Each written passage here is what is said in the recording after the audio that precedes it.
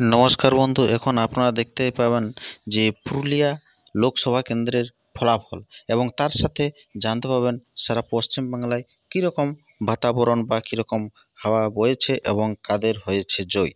তো এখন আপনাদের কাছে তুলে ধরছি সে পুরুলিয়া লোকসভা কেন্দ্রে জয়ী হয়েছেন জ্যোতির্ময় সিং মাহাতো। আপনার বিজেপি থেকে যিনি দাঁড়িয়েছিলেন জ্যোতির্ময় সিং মাহাতো, উনি কিন্তু জয়ী হয়েছেন।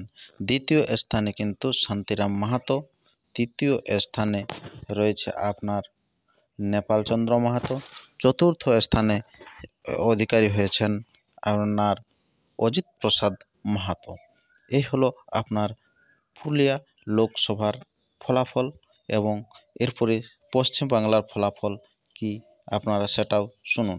আপনারা তো শুনেছিলেন নানান রকম নানান নিউজে ভোটের গণনার পূর্বে এক্সিট পোলের যে ফলাফল, তাতে কিন্তু পশ্চিমবাংলায় একবারে হেরে যাচ্ছিল তৃণমূল। কিন্তু তৃণমূলের যা এখন ফলাফল, সে ফলাফল দেখলে তার সাথে সম্পূর্ণ কিন্তু মিল হচ্ছে না। তো তাই আপনারা দেখুন সেই কীরকম জয়ী হয়েছে পশ্চিমবাংলায় কিন্তু জয়ী হয়েছেন তৃণমূল কংগ্রেস। তৃণমূল কংগ্রেস সিট, মোট সিট হচ্ছে পশ্চিমবাংলায় 42টি আসন।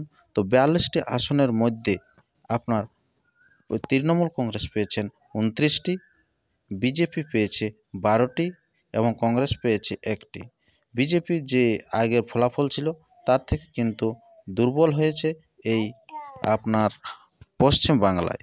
তো যাই হোক, তো আমরা এখন আরও সেই শেষ হাসিটি আমি আপনাদের কাছে তুলে ধরতে যে আপনার কীরকম উল্লাসে মেতে পড়েছে এই পুরুলিয়া ভারতীয় জনতা পার্টির সমর্থক দল বিজেপির।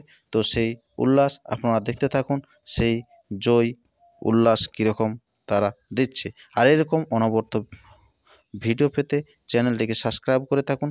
প্রতিনিয়ত ছবি আমি আপনাদের কাছে তুলে ধরব।